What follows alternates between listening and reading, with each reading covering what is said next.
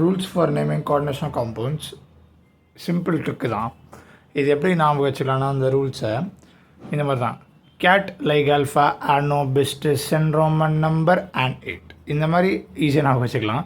இப்போ கேட்டையான முதல்ல நம்ம நேம் பண்ணோம். பாசிட்டிவ் நெகட்டிவ் அது வந்து கேட்டையான முதல்ல நேம் பண்ணோம். நெக்ஸ்ட்டு லைகான்ஸ் ஆல்ஃபபெட்டிக்கல் ஆர்டரில் நம்ம நேம் பண்ணணும். நெக்ஸ்ட்டு இப்போ லைகான்ஸ் ஆனையானாக இருந்தால் நம்ம வந்துட்டு ஓவில் முடிப்போம்.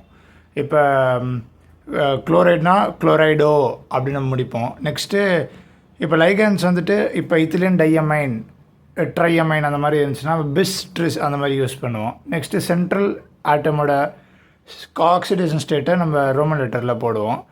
நெக்ஸ்ட்டு அந்த கோஆர்டினேஷன் ஆன்டிட்டி வந்துட்டு ஆனையானாக இருந்தால் நம்ம கடைசியில் 8 முடிப்போம்.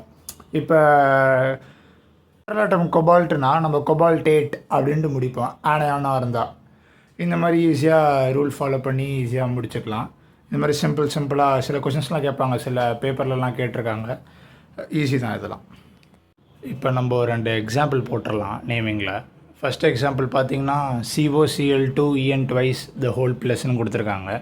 இப்போ நம்ம நேமிங்கில் ஃபஸ்ட்டு ஸ்டெப் என்னென்னா கேட்டையானை கண்டுபிடிக்கணும். இப்போ கேட்டையான ஃபஸ்ட் எக்ஸாம்பிளில் வெளியில் எதுவுமே இல்லை. ஸோ ஃபஸ்ட்டு ஸ்டெப்பை விட்டுறலாம்.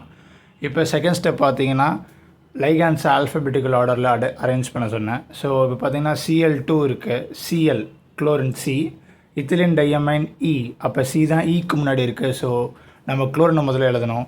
குளோரின் நெக்ஸ்ட்டு ஆனையான்லாம் நம்ம வந்துட்டு ஓவில் முடிக்கணும்னு சொன்னேன். இப்போ டைக்ளோரைடோ அப்படின்னு நம்ம ஆரம்பிக்கணும்.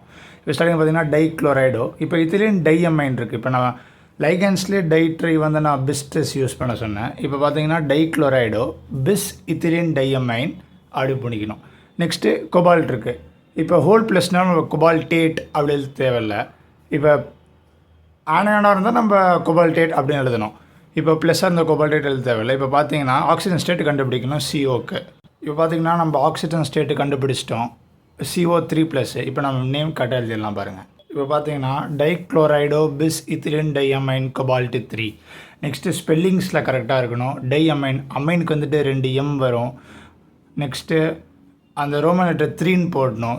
கொபால்ட் 3 அப்படி போடணும். நெக்ஸ்ட்டு கேப் விடக்கூடாது. இதெல்லாம் ஒரே நேம், கோஆர்டினேஷன் காம்பவுண்ட்ஸோட காம்ப்ளெக்ஸோட ஒரே நேம். ஸோ பார்த்தீங்கன்னா ஃபஸ்ட் எக்ஸாம்பிளோட ஆன்சர்னா டைக்ளோரைடோ பிஸ் இத்திலின் டையமைன் கொபால்ட் 3. இப்போ செகண்டு போடுவோம் பாருங்கள். செகண்டுனா K3CrC2O4 த்ரைஸ்ன்னு இருக்குது. இப்போ K3 வெளியில் நம்மளுக்கு ஒரு கேட்டையான் இருக்குது. ஸோ இப்போ டாட்டான் போட்டுடலாம், பொட்டாசியம் அப்படின்னு போட்டுடலாம். நெக்ஸ்ட்டு உள்ளுக்குள்ளே இருக்க லைகான்ஸை நம்ம ஆல்ஃபபெட்டிக் ஆர்டரில் அரேஞ்ச் பண்ணணும். இப்போ ஆல்ஃபபெட்டிக்கல் ஆர்டரில் அரேஞ்ச் பண்ணுறதுக்கு ஒரே ஒரு லைகான் தான் இருக்குது. ஸோ அது தேவையில்லை. இப்போ பார்த்தீங்கன்னா C2O4 இருக்குது ஆக்சலேட்டு ஆனையான். ஸோ இப்போ ஆக்சலேட்டோ அப்படின்னு நம்ம போடணும்.